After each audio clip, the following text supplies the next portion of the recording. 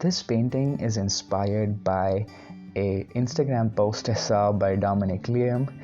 He's a cool artist. I think he does this like mix of photography and digital art to make these beautiful silhouettes. And there's quite a few things I loved about it, and that is why I think I haven't made too many changes from the reference photo. I actually painted it once in my notebook, and I had such a good time painting it, I had to make a bigger version and a video of it, of this painting, and I loved so many different aspects of it.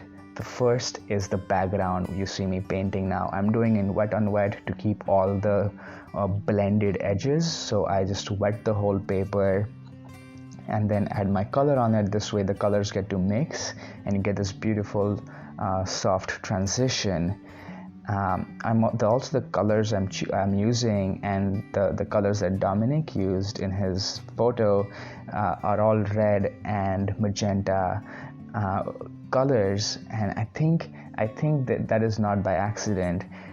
That is also the color of the flamingos, and that is the most striking part of the bird, right? It's its color. Okay, it's got these like weird eyes and this crazy long neck, but it's the striking pink and red that they have, and it almost feels criminal to ignore that because it's a silhouette. You don't see all these colors, so at least we can make the sky appear or have the same colors as the flamingos.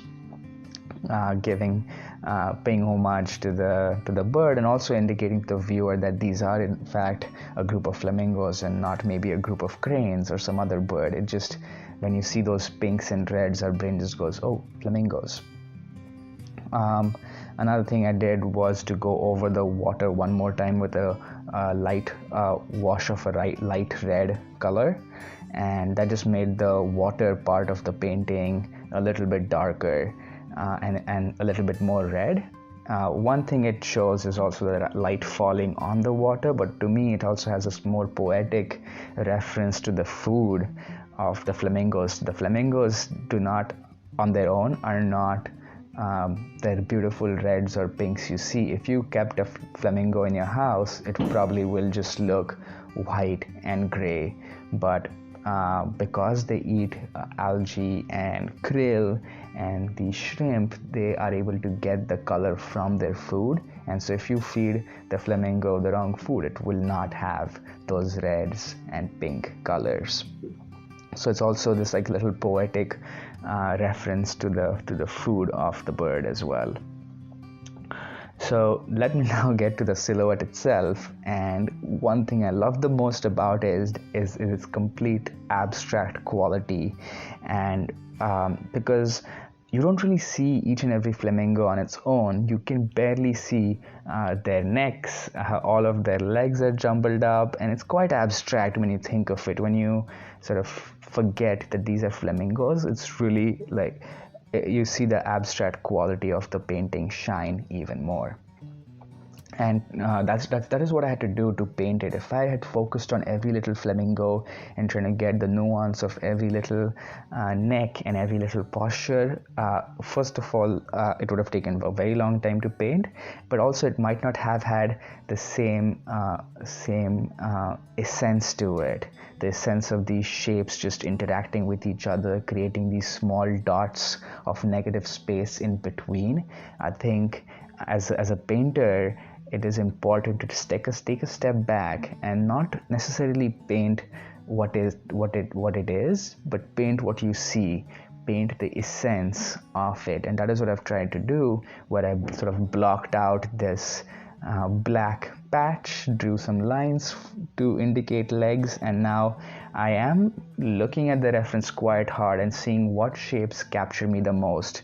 So I see these like few little hearts in there, which is really cute, and so I tried using those, and then some other shapes that the flamingos are making, the ends that the flamingos on both ends. I think one that is just bending down on the right side trying to eat, and the other one which is probably about to go eat. I think the flamingos on the ends were really important for me to get them right, because that is where the gaze sort of stops. You look at all the flamingos and you stop toward the end, and then I had to get the one big flamingo in between as well. And that flamingo, the one in the center, sort of gives the indication of this whole flock wandering, and all of these little shapes also make it seem like all the flamingos are doing different activities. They are some are maybe interacting with each other, some are eating, some are just looking around, some just want to get out of there.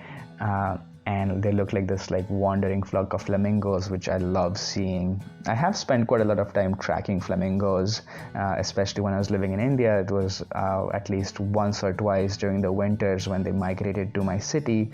We would go out to these spots, and the local fishermen would take us bird watchers on their boats, and it was a good time. Trying to photograph and see these flamingos. Now you also see the reflection starting to take shape, and it's a lot of fun to make these abstract shapes as a painter. You can just completely let go and make these ripples and shapes, and it's really the more loose you are, and the less stressed you are about getting it right, the better these ripples look, because it's these random patterns, right? The ripples and the reflections are completely random in many cases. So trying to find a pattern in it, as we all do when we paint, can be hard. So sometimes it is best to completely let go. And in this painting, this is what I appreciate a lot, is the eye of the artist, which is, I think, when the photographer clicked this image, I'm sure he clicked hundreds of photos of these flamingos and picked this particular one as it represents something. And I picked this image and I tried to paint it in a certain way as well, which again I think is that's like a good part of painting art. Is that you can really build off of other people's vision, and create something similar but also new in the process. Hi there, hope you enjoyed watching this video. If you enjoy watching paintings of silhouettes, down here is another painting I made. It's actually from my own photograph that I clicked in South Africa of a herd of eland walking in front of a sunset. And if you just enjoy birds and knowing more about birds, watching me paint birds, I have a whole playlist dealing with various topics around birds, bird watching, and painting birds. So you can check that out as well.